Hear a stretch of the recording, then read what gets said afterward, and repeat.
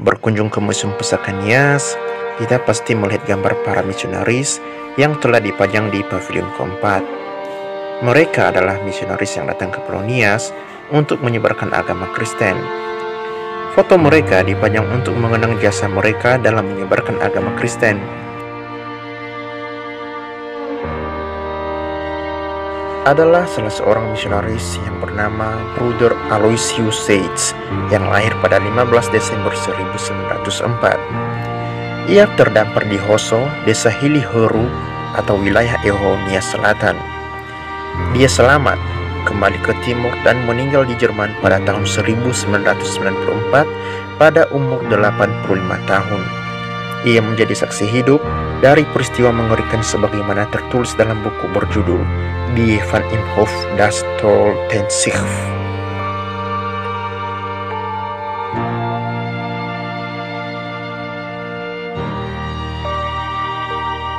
Kapal Van Imhof adalah sebuah kapal dari maskapai pelayaran Belanda Koninklijke Paketvaartmaatschappij atau KPM. Kapal ini dibuat dua kali. Kapal pertama tenggelam pada tahun 1911. Lalu kapal kedua yang bernama sama dibuat pada 1914 di Vlissingen Noord.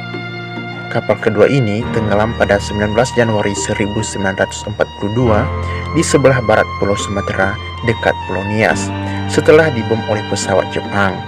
Nama kapal Van Imhof diambil dari nama seorang gubernur Jenderal Hindia kelahiran Jerman yang bernama Gustav Wilhelm van Imhof.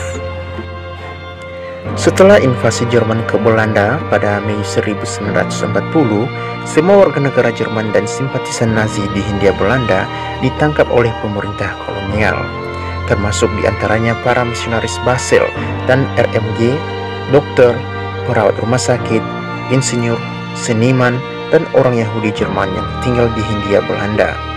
Kebanyakan dari mereka ditahan di Camp Fort de Kock dan Lembah Alas, keduanya berada di Pulau Sumatera.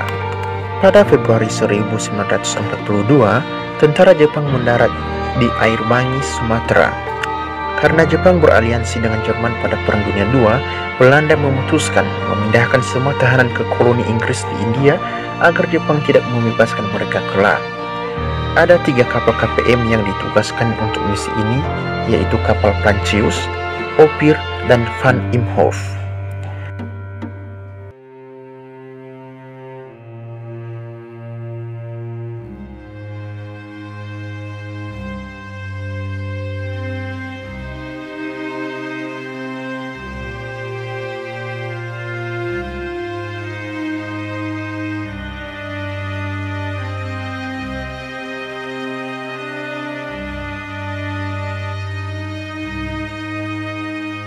Pada 19 Januari 1942, saat memasuki perairan dekat Nias, kapal Van Imhof dibom oleh pesawat Jepang.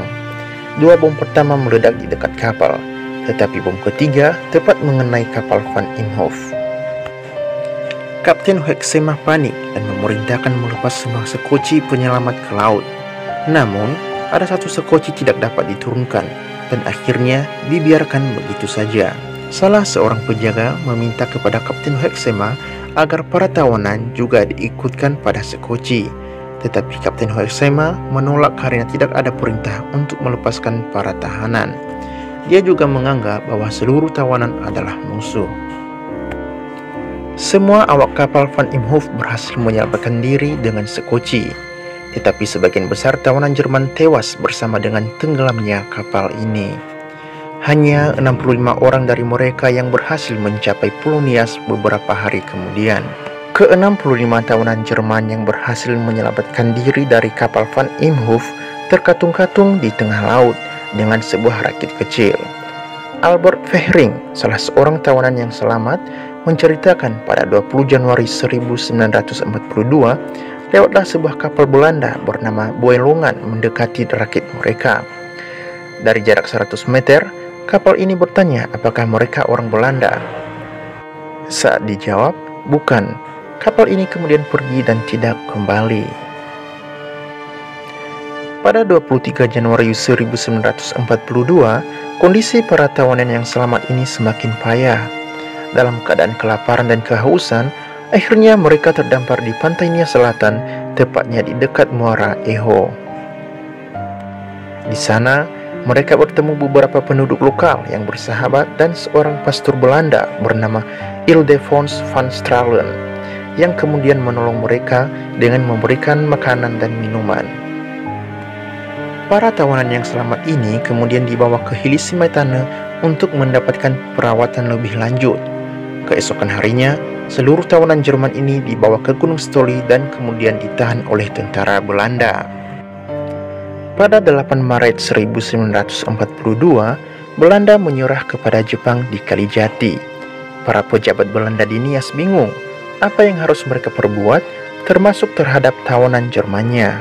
Dalam kebingungan orang-orang Belanda ini, para tawanan Jerman ini mengambil kesempatan dan bersekongkol dengan para polisi pribumi yang ditugaskan menjaga mereka untuk melakukan kudeta terhadap Belanda.